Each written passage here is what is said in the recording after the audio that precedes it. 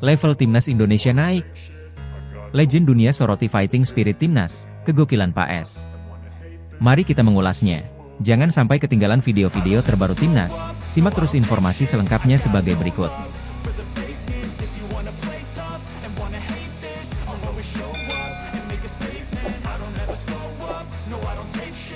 Setelah berhasil meraih satu angka di kandang Arab Saudi, timnas Indonesia kembali mendapat lawan kelas dunia saat menjamu Australia.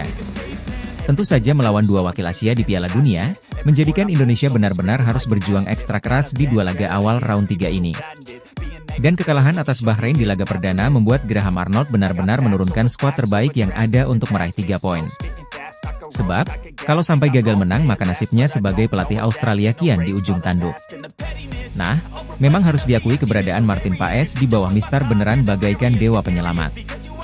Ditambah solidnya lini belakang Garuda, membuat Australia beneran frustasi sepanjang 90 menit plus-plus. Bahkan, kalau kualitas lini depan kita punya goal getter yang mumpuni bukan tak mungkin Indonesia yang bisa mencuri gol.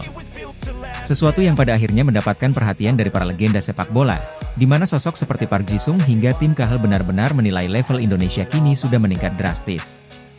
Dan bukan hal yang mustahil, di pertandingan berikutnya tim Garuda benar-benar akan jadi potensi ancaman yang lebih serius. Indonesia kembali menghadapi lawan berat di matchday kedua grup C babak ketiga kualifikasi Piala Dunia 2026. Yap, setelah di laga pertama tim Garuda sukses menahan imbang Arab Saudi di Jeddah. Kali ini, tim langganan Piala Dunia lainnya Australia beneran dibuat frustasi oleh para punggawa Garuda. Graham Arnold yang sedang dalam rumor pemecatan menurunkan skuad terbaik yang ia miliki demi mengincar 3 poin. Sedangkan Shin Tae-yong secara tak terduga menyimpan Tom Haye di bangku cadangan. Tentu saja ini adalah bagian dari taktik Shin Tae-yong, karena ia tahu bagaimanapun secara pengalaman dan reputasi Australia tetaplah salah satu tim elit di Asia. Yap, di awal-awal Indonesia sebenarnya mampu mengejutkan tim tamu lewat serangan cepat yang diciptakan. Namun setelah itu Australia benar-benar menunjukkan cara bermain di level Piala Dunia seperti apa. Yap, realistis aja, kualitas pemain Indonesia termaksud yang aboard masih tergolong mediocre. Yang mana mereka juga belum pernah merasakan atmosfer Piala Dunia. Tapi yang patut diapresiasi adalah fighting spirit punggawa Garuda yang beneran nggak menunjukkan kalau tim ini adalah ranking 131 dunia. Ya loh, beneran sumpah. Di mana lini belakang yang diisi Jai Idzes, Rizky Ridho, dan Justin Hugner sungguh solid dan minim kesalahan di laga ini. Begitu pula Sandy Walsh, dan Kelvin Verdong yang benar-benar naik turun di sektor sayap lalu, Ivar Jenner dan Nathan Choyaon di tengah. Serta Ragnar Oratmangoen yang berulang kali harus duel melawan sang monster raksasa Harry Soutar. Namun, dari semua itu sungguh Indonesia sangat beruntung punya kiper sekelas Martin Paes yang di laga ini mendapatkan nilai 8,1 dari Votmob atas berbagai penyelamatan kelas dunia yang ia lakukan. Maka dari itu kalau masih ada yang berpikir, tega gak cadangin Hernando demi Martin Paes? Ya, jawabannya udah terbukti di atas lapangan. Sementara itu, hasil ini sendiri tentu saja mendapatkan atensi dari banyak pihak. Termasuk dari para legenda sepak bola dunia, sebab bagaimanapun progres timnas Indonesia benar-benar nyata adanya. Mulai dari potong generasi, sampai adanya pemain-pemain keturunan yang ditarik buat pulang membela tanah leluhur. Ya, Park Ji-sung benar-benar memuji habis perkembangan timnas di bawah Shin Tae-yong. Bahkan jika ia bandingkan ketika 1 dekade lalu ia berkunjung ke Indonesia banyak sekali hal yang berubah, termasuk mulai dari potong generasi sampai banyak pemain dari Eropa. Meskipun begitu Park Ji-sung juga menekankan untuk jangan terlena dan tetap fokus bekerja keras karena bagaimanapun untuk bersaing dengan tim-tim besar Asia jelas tak mudah. Dan itu tergambar jelaskan dari laga melawan Australia kali ini.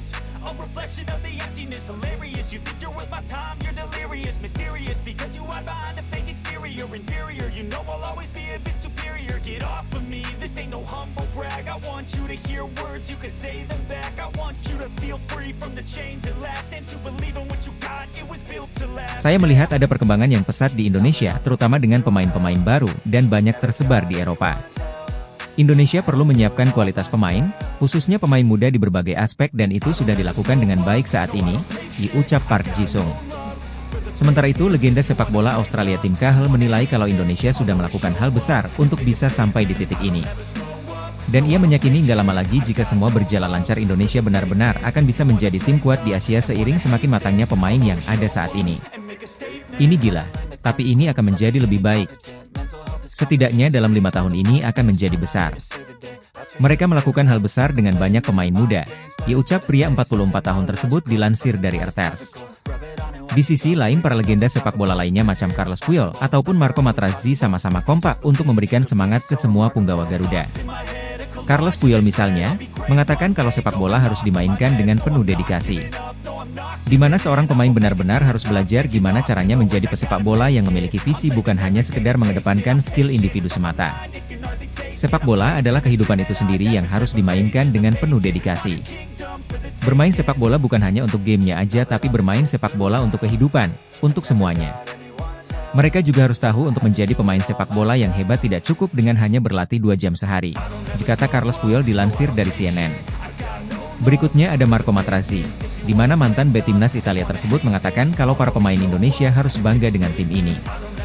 Sebab bagaimanapun, untuk menuju level tertinggi pasti harus mengalami fase yang sulit, dan dari semua itu bisa terlihat gimana cara pemain untuk bangkit lawan rasa takut ataupun kegagalan. Ibaratnya kalau gagal dan kemudian putus asa ya udah, sampai kapanpun gak akan bisa berkembang. Ada banyak sekali pemain-pemain yang sangat muda di tim ini, dan sangat bersemangat untuk berkontribusi bagi sepak bola Indonesia. Itu harus jadi kebanggaan bagi Indonesia. Apapun hasilnya, mereka harus tetap bangga, tegas Marco Materazzi dilansir dari Tribun News. Terlepas dari apapun, intinya 2 poin dari 2 pertandingan melawan Arab dan Australia harus kita syukuri.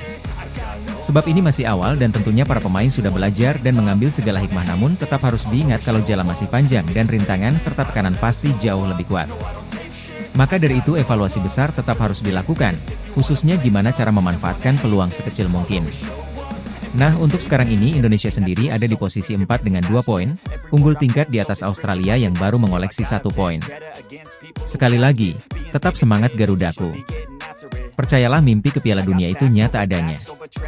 Apalagi di bulan Oktober atau November nanti kita udah bisa diperkuat Messi Hilgers dan Eliano Reijnders, dan mudah-mudahan dapat striker baru yang bisa menjadi solusi lini depan. Karena lihat Wak Haji Ragnar Oratmangoen tadi, aduh kasihan, sumpah, tapi secara umum kalian udah keren. Di lain sisi, timnas Indonesia juga mempunyai sosok kiper idaman setiap tim nasional. Tanpa bermaksud berlebihan, Pak S menunjukkan kalau dirinya bisa jadi Manuel Neuer-nya timnas Indonesia di masa depan.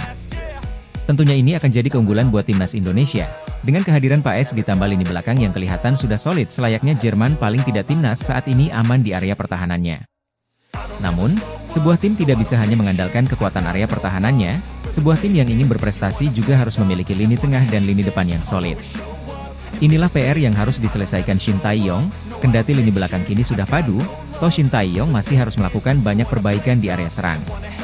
Apapun kekurangan timnas Indonesia, setidaknya kekurangan itu bisa ditutupi oleh kehadiran Martin Paes di bawah Mistar.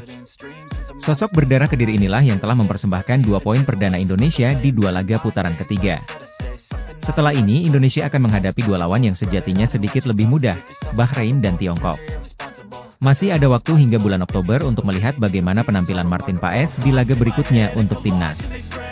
Lalu, menurut football lovers sendiri bagaimana?